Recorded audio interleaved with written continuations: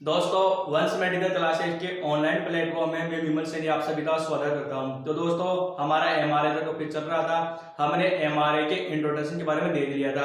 आज इस वीडियो में हम एमआरआई के बेसिक प्रिंसिपल के बारे में स्टडी करेंगे। तो दोस्तों अभी तक आपने हमारे चैनल को सब्सक्राइब नहीं किया है, जल्दी से चैनल को सब्सक्राइब करें। तो दोस्तों एमआरआई के बेसिक प्रिंसिपल के बारे में अपन देखते हैं। तो क्या होता है हमारे बेसिक प्रिंसिपल। तो दोस्तों इसमें क्या होता है, अपन 4 स्टेप में इसको कवर करेंगे। सबसे पहले मैग्नेटिक फील्ड के बारे में पढ़ेंगे, उसके बाद हम रेजोनेंस, फिर रिलेशन, फिर इमेज रिकंस्ट्रक्शन एंड डिस्प्ले के बारे में स्टडी करेंगे। तो दोस्तों अपन चलते हैं मैग्नेटिक फील्ड के बारे में। तो मैग्नेटिक फील्ड क्या होता है दोस्तों? In the absence of magnetic field the proton distribute randomly in the tissue due to thermal energy and have no magnetic moment। क्या होता है दोस्तों, जब हमारे इसमें क्या है मैग्नेटिक फील्ड क्या होता है एब्सेंट है, उस कंडीशन में क्या होते हैं जो प्रोटॉन्स होते हैं वो हमारी बॉडी में क्या होते हैं रैंडमली प्रेजेंट होते हैं, और इनका जो नेट मूवमेंट होता है वो आपस में कैंसिल करके जीरो रिसीव होता है। तो हमें क्या होता है जो नेट मैग्नेटाइजेशन होता है टिश्यू का जो नेट मैग्नेटाइजेशन होता है वो हमें जीरो रिसीव होता है। When the external magnetic field is applied, the protons are distributed orderly with the energy state। क्या होता है जब हम पेशेंट को क्या होते हैं एक्सटर्नल मैग्नेटिक फील्ड के पास में रखते हैं तो उनमें क्या हो जाता है, उनमें जो प्रोटॉन्स होते हैं उनमें डिस्ट्रीब्यूट हो जाते हैं, जो रैंडमली प्रेजेंट ये अब हो जाते हैं, क्या हो जाते हैं मतलब डिस्टर्ब हो जाते हैं जो रैंडमली यहाँ पे जो प्रेजेंट है। जैसे कि प्रोटॉन्स हैं जो क्या है हमारी बॉडी में रैंडमली प्रेजेंट होते हैं, इस दौरान ये क्या कर देते हैं, इनका जो नेट मूवमेंट होता है वो आपस में कैंसिल हो जाता है और हमें क्या होता है नेट जो मैग्नेटाइजेशन होता है दोस्तों वो हमें क्या होता है यहाँ पे जीरो रिसीव हो रहा है।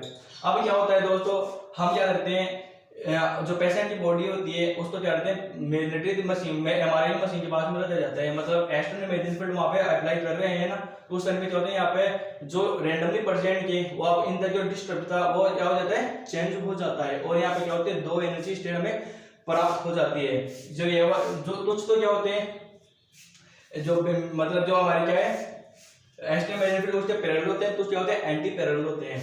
तो जो ये वाले होते हैं उसको अपन लो एनर्जी वाले बोलते हैं, लो एनर्जी स्टेट, और ये वाली क्या है हमारी हाई एनर्जी स्टेट है। तो जो मैग्नेटिक फील्ड के पैरेलल होते हैं उन्हें बोलते हैं स्पिन अप, और जो एंटी पैरेलल होते हैं वो होते हैं स्पिन डाउन। क्या बोलते हैं दोस्तों, उनको अपन स्पिन डाउन बोला जाता है। तो दोस्तों अब हम देखते हैं प्रिसीजन मूवमेंट के बारे में।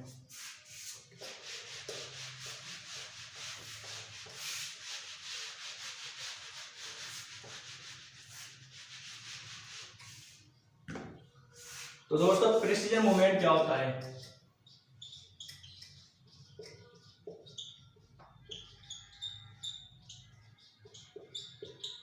दोस्तों जो हमारा एक्स्ट्रा जो मैग्नेटिक फील्ड है वो ओनली एनर्जी से ऑपरेट नहीं करता, बल्कि ये क्या करता है प्रिसीजन जो न्यूक्लियस होता है उसका प्रिसीजन मूवमेंट भी करवाता है। ये जो प्रिसीजन मूवमेंट होता है मतलब किस हिसाब से ये होता है वो अपन देख रहे थे। इसमें क्या होता है प्रिसीजन मूवमेंट के लिए होता है तो एक्सटर्नल मैग्नेटिक फील्ड,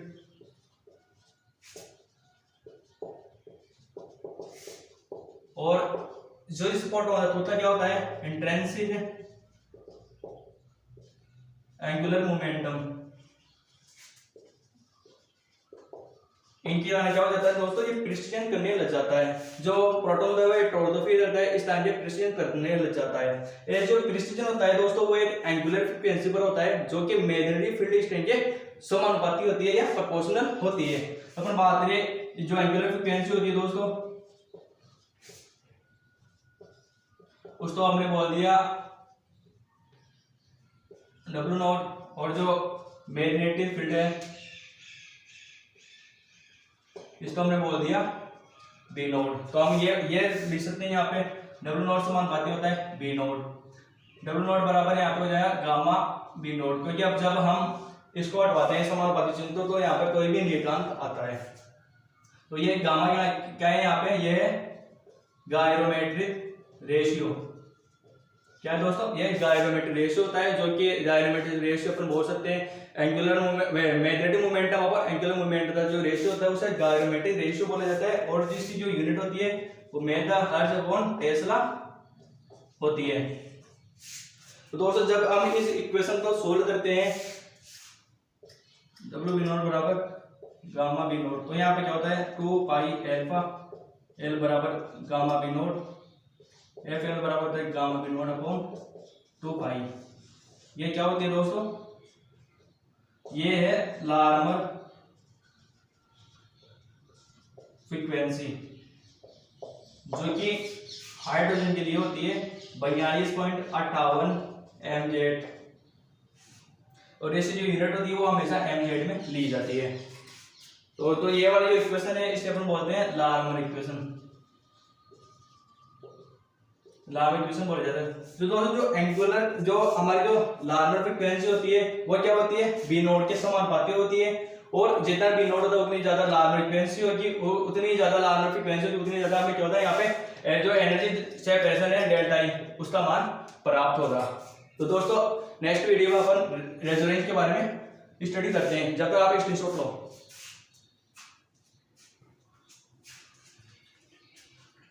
तो दोस्तों अब हम रेजोनेंस के बारे में स्टडी करते हैं। क्या होता है रेजोनेंस, जैसे कि दोस्तों मैंने प्रीवियस वीडियो में बता दिया था कि जब किसी फिजिक्स रेजिस्टेंस के अंदर दो एनर्जी लेवल प्रेजेंट होते हैं तो उनमें क्या होता है, एनर्जी का ट्रांजिशन हो जाता है। जैसे अपन बात करें, ये क्या करें यहाँ पे अपन क्या करें, यहाँ पे तो लो एनर्जी वाले थे, यहाँ पे क्या थे, हाई एनर्जी के प्रोटॉन थे, और यह था हमारा एक्सट्रीमोमैग्नेटिक फील्ड। तो इनकी संख्या क्या थी दोस्तों, ये संख्या में ज्यादा थे, मोर नंबर, ये क्या थे, लेस के। इन दोनों के बीच में जो एनर्जी डिफरेंस है वो डेल्टा ई अपन बोलते हैं। तो दोस्तों अब क्या होता है कि if A R a pulse having frequency equal to Larmor frequency of tissue is applied perpendicular to the magnetic field then it is absorb by the proton nuclei and resonance occur.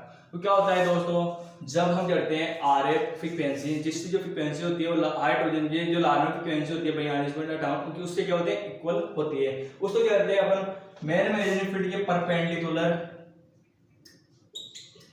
क्या होते हैं, apply करते हैं। ये क्या है आपका, ये तो एक्सटर्नल मैग्नेटिक फील्ड है, ये क्या है आर एफ प्लस। इसको क्या कर रहे हैं हम मेन मैग्नेटिक फील्ड के परपेंडिकुलर अप्लाई कर रहे हैं। तो क्या होता है दोस्तों, इसमें जो लो एनर्जी वाले जो प्रोटॉन्स होते हैं वो जाते हैं एनर्जी एब्जॉर्ब करते हैं और हाई एनर्जी स्टेट में चले जाते हैं, जिससे क्या होता है, रेजोनेंस क्रिएट हो जाता है। तो दोस्तों अपन देखते हैं कि जो at resonance R does the following functions, दो फंक्शन करती है। जो आर एफ पल्स होती है वो रेजोनेंस में दो फंक्शन करती है। सबसे पहले क्या होता है, इसमें स्पिन फ्लिप होता है, मतलब जो लो एनर्जी वाले प्रोटॉन के उन जो आर एफ पर से अप्लाई की तो उन्होंने एनर्जी ली, एनर्जी लेने के बाद ये क्या हो जाते हैं दोस्तों, हाई एनर्जी स्टेट में चले जाते हैं। इसको बोलते हैं अपन एक्साइटेशन भी इसको बोला जाता है। दूसरा क्या होता है, precision of a photon in phase. तो क्या होता है दोस्तों, जो हमारे जो फोटोन्स थे वो क्या कर रहे थे, रैंडमली प्रिसिजन कर रहे थे। जब हमने आर एफ पर से अप्लाई करी तो वो क्या करे, इस फेज में प्रिसिजन करना स्टार्ट कर दिए। तो यह था रेजोनेंस। तो हम दोस्तों स्क्रीनशॉट लो आप, रिलेशन के बारे में स्टडी करते हैं। रिलेशन क्या होता है, जब हम आर ए पल्स को देना बंद कर देते हैं तो क्या होता है, जो इसमें दो प्रोसेस इन्वॉल्व होती है। सबसे पहले अपन देखते हैं इसमें कौन सी प्रोसेस इन्वॉल्व हो रही है। इसमें होता है precision will go out of phase, जो न्यूक्लियाई ए फेज में आकर प्रिसिजन कर रहे थे, जब हम आर ए पल्स को देना बंद कर देते हैं तो वो कहते हैं रैंडमली प्रिसिजन करने लग जाते हैं। सेकंड क्या होता है, इसमें proton will move high energy state to low energy state. जो दोस्तों हमने बताया था जब आपने रेजोनेंस में क्या आर ए पल्स को दे रहे थे उस टाइम पे क्या हो रहे थे, जो लो एनर्जी वाले जो प्रोटॉन है, ये लो एनर्जी है, ये अपने हाई एनर्जी प्रोटॉन है, हाई एनर्जी प्रोटॉन है। तो दोस्तों ये हमारी आर ए पल्स है और ये हमारा किया था एक्सट्रीमोमैग्नेटिक फील्ड था। तो हम जब आर एफ पल्स को दे रहे थे उस दौरान क्या हो रहा था, आर एफ पल्स के द्वारा जो लो एनर्जी जो प्रोटॉन थे उन्होंने एनर्जी ले रहे थे, एनर्जी लेकर क्या हो रही थी, वो हाई एनर्जी स्टेट में आ रहे थे। तो अब हमने क्या कर दिया, आर एफ पल्स को देना बंद कर दिया। तो क्या हुआ दोस्तों, अब बंद कर दिया तो क्या हुआ, इसमें जो हाई एनर्जी वाले जो प्रोटॉन्स इसमें आ रहे थे लो एनर्जी वाले में, लो एनर्जी प्रोटॉन्स जो हाई एनर्जी में आ रहे थे एनर्जी पाकर, अब क्या करेंगे, वो हाई एनर्जी से क्या करेंगे, एनर्जी रिलीज करके क्या कहाँ पे चले जाएंगे, अपनी लो एनर्जी स्टेट में चले जाते हैं। तो दोस्तों अब इसमें अपन देखते हैं जो T1 रिलेशन जो रिलेशन होता है दोस्तों वह दो टाइप का होता है। पहला होता है T1 रिलेशन, दूसरा होता है T2 रिलेशन। इसके पहले दोस्तों आप देख लेते हैं longitudinal magnetization and transverse magnetization क्या होता है। तो दोस्तों अपन देखते हैं, तो पहले इसको हटा देता हूं मैं। तो दोस्तों जब हम क्या कर रहे थे, जब हम 1 मिनट बना लेते हैं दोबारा, लो एनर्जी और ये हमारे हाई एनर्जी, और जब हम क्या करेंगे इसमें एक्सटर्नल मैग्नेटिक फील्ड क्या कर रहे थे, अप्लाई कर रहे थे, उस दौरान क्या हो रहा था, यहाँ पर जो लो एनर्जी स्टेट की न्यूक्लियाई थी उनकी संख्या ज्यादा थी और हाई वालों की संख्या कम थी। तो दोस्तों इस दौरान जो मैग्नेटाइजेशन है वो है हमें क्या होता है, जैसे कि 3 से 3 कैंसिल होते तो हमें क्या होता है बी नोट की दिशा में प्राप्त होता है। तो हम बात करें तो जो मैग्नेटाइजेशन रेशियो होता है वो दोस्तों हमें इस डायरेक्शन में प्राप्त होता है, जिसे अपन mz बोलते हैं। ये इसे अपन लॉन्जिट्यूडिनल मैग्नेटाइजेशन बोलते हैं। जब अपन एक्सटर्नल मैग्नेटिक फील्ड अप्लाई करते हैं तो हमें लॉन्जिट्यूडिनल मैग्नेटाइजेशन प्राप्त होता है। तो दोस्तों अब ट्रांसवर्स मैग्नेटाइजेशन क्या हो रहा है, जब हमने RF पर दे दी, क्या दे दी हमने RF पर पे अप्लाई कर दी, अप्लाई करने के बाद क्या होता है कि प्रोटॉन्स के लो एनर्जी वाले वो क्या होते हैं हाई एनर्जी स्टेट में आ जाते हैं और ये फेज में प्रेजेंट करने लग जाते हैं। तो जो नेट मैग्नेटाइजेशन है वो हमें अब तुम्हारा जो नेट मैग्नेटाइजेशन है दोस्तों वो हमें SY डायरेक्शन में प्राप्त होगा, जिसे अपन क्या बोलते हैं ट्रांसवर्स मैग्नेटाइजेशन इसको बोला जाता है। अब अपन जो T1 और T2 रिलेशन पढ़ेंगे तो दोस्तों उसमें ये ट्रांसवर्स मैग्नेटाइजेशन और लॉन्जिट्यूडिनल मैग्नेटाइजेशन की इंपॉर्टेंस है। तो अपन देखते हैं T1 रिलेशन और T2 रिलेशन के अंदर। जब तक दोस्तों अब हम T1 रिलेशन और T2 रिलेशन के बारे में देखते हैं, तो दोस्तों इनमें दोनों डिफरेंट करके अपन अच्छे से याद कर सकते हैं। तो दोस्तों T1 रिलेशन में क्या होता है, इसमें स्पिन फील्ड इन्वॉल्व होती है,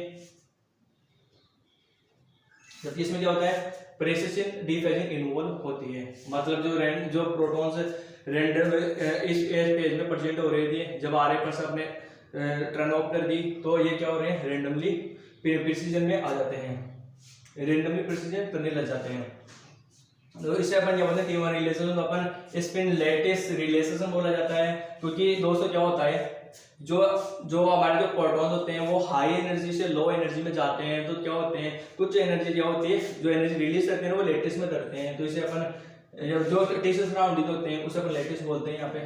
तो इसमें लैटिस रिलेशन बोला जाता है।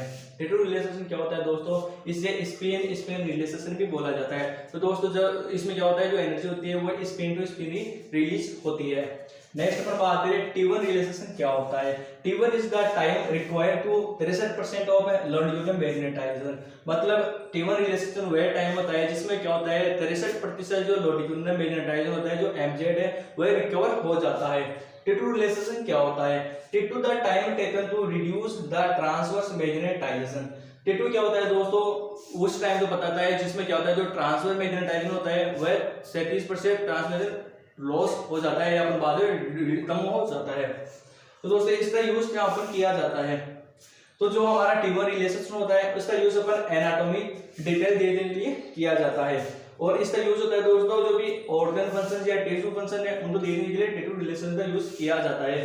तो दोस्तों इसमें जो ग्राफ बनाते हैं तो आप ग्राफ देख सकते हो mz और T1 के बीच में ग्राफ है जो हमें इधर प्राप्त हो रहे हैं। यहाँ पर 63% जो mz है वो यहाँ पे प्राप्त हो रहा है, जबकि यहाँ पे क्या हो रहा है ये लॉस हो रहा है msy, ये है हमारा msy जिसे ट्रांसवर्स मैग्नेटाइजेशन अपन बोलते हैं। तो दोस्तों ये क्या है जो T1 रिलेशन में क्या होता है जो वाटर्स होता है वो इसमें डार्क होता है। जब आप MRI की इमेज देखते हैं उस टाइम ये बता रहा हूँ मैं आपको कि इसमें क्या होता है T1 रिलेशन जब MRI की इमेज देखते हैं तो इसमें क्या होता है जो वाटर्स होता है वो डार्क होता है और जो फैट होती है वो इसमें व्हाइट होती है। जबकि T2 रिलेशन ये जब हम इमेज देखते हैं तो इसमें क्या होता है जो वाटर होता है वो व्हाइट होता है और जो फैट होती है वो इसमें डार्क होती है। तो दोस्तों मैं आपको ट्रिक बता देता हूँ कि क्या है, तो इससे आप ट्रिक याद रखना। एक बार इसको मिटा देता हूँ मैं। तो दोस्तों ट्रिक है WW2, मतलब आप इसको ये ऐसे याद कर सकते हो white water T2।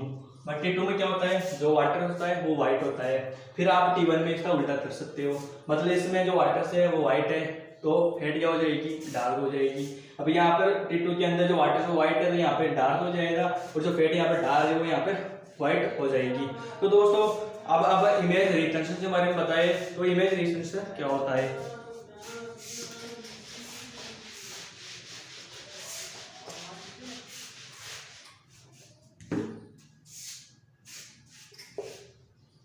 Image reconstruction, तो दोस्तों इमेज से रिकंस्ट्रक्शन के लिए क्या होता है दोस्तों, अपन एक तो ग्रेडियंट कॉइल